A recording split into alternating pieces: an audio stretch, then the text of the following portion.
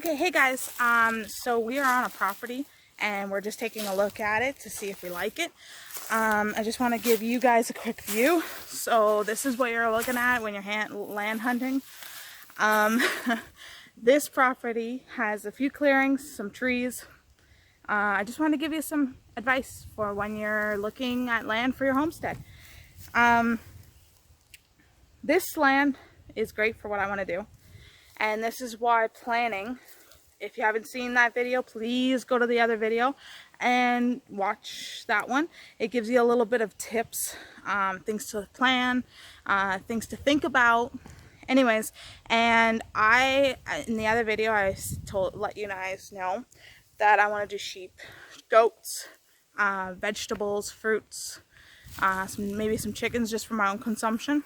And this type of land is actually really good for it. This land right behind me that you see is going to be great for the goats and the sheeps. I'm doing raised boxes, so I don't overly mind a little bit of hills and different things. So that's not bad. Doesn't bother me. There is a little shed back here. I'm not 100% sure if it's on this property or not. So these are questions that I'm going to bring to the realtor. But the nice thing about when you look at vacant land, sometimes the realtor will just say, go ahead. The homeowner doesn't mind, or the landowner doesn't mind, and you can go walk about. I believe in walking only because I want to get a feel for the land. I want to find out where things are situated. Pictures to me are not beneficial, especially for homesteading. So walk the land. Ask your realtor, can I walk the land? If they say absolutely go right ahead, great, go do it. Don't be shy. Sometimes people come out and they'll say, hey, what are you up to? And you just say, oh, sorry, my realtor told me that I can take a quick look. Because you know what, if you're going to be growing on this and you're going to be wanting to make this your homestead, you're going to want to see what the land is like. This particular one is flat. It's got trees, so you can see it's got some clearing. So yeah, I will consider knocking down trees so that I can get a little more room. This piece is in the Ontario region of Canada, so we do have winters and different things.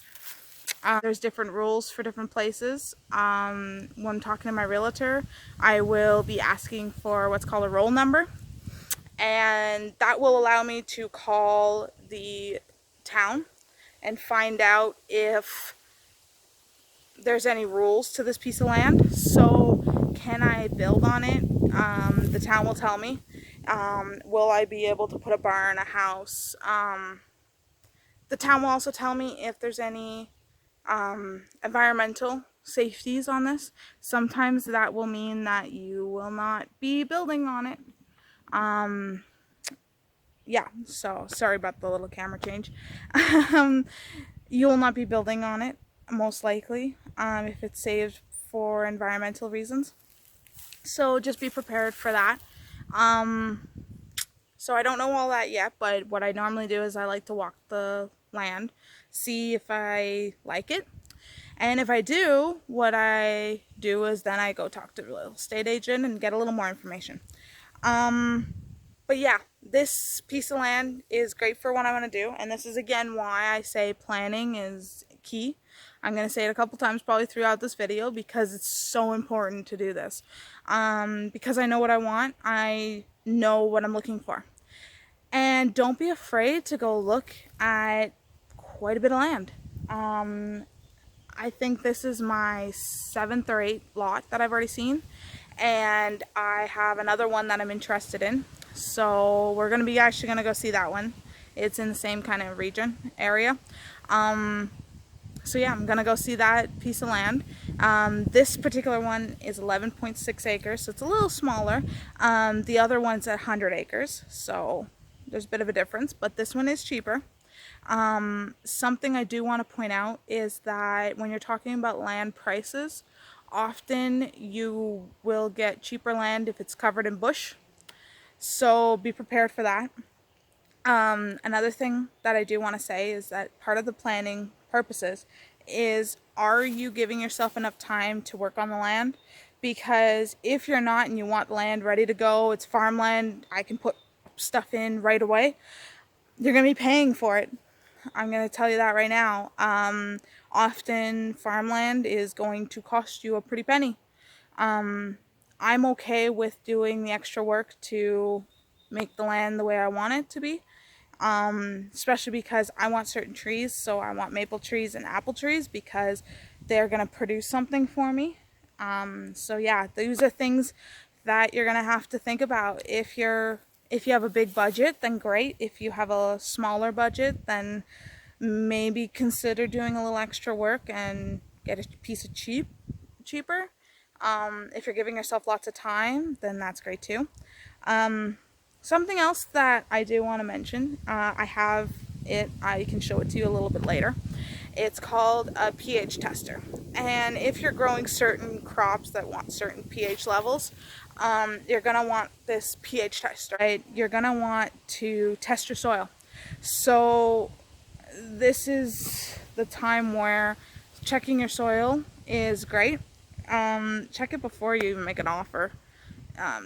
This is why I also walk the land, because I want to know, is it marshy, is it dry, is it really rocky, like what is it? Because pictures are not going to tell you. So get out there, walk it, find multiple pieces of land, and walk lots. Like, get some boots and go ahead. I wear puddle boots because I don't know what I'm walking into. So wear pants too, because honestly, when you're walking through these dense bushes, there could be poison ivy, there could be ticks, there could be, you name it, it could be out here. So just be prepared. If you're doing this, wear the proper attire. Don't wear flip-flops and shorts, because you know what? You're not going to want to walk the land in those. So this is the type of thing. Another thing I do want to mention is the fact that you're going to need to understand how to get the land to where you want.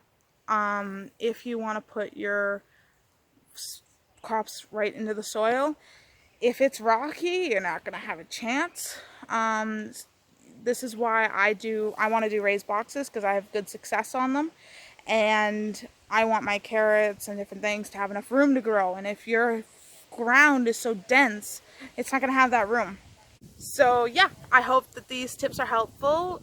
If you enjoyed this video, please like it. If you want to follow our journey and enjoy learning a little bit more about homesteading and kind of joining us as we enter this adventure, so that you can get some tips and tricks, learn from us, learn from things that we find or failures that we do. We will put up failures, I promise.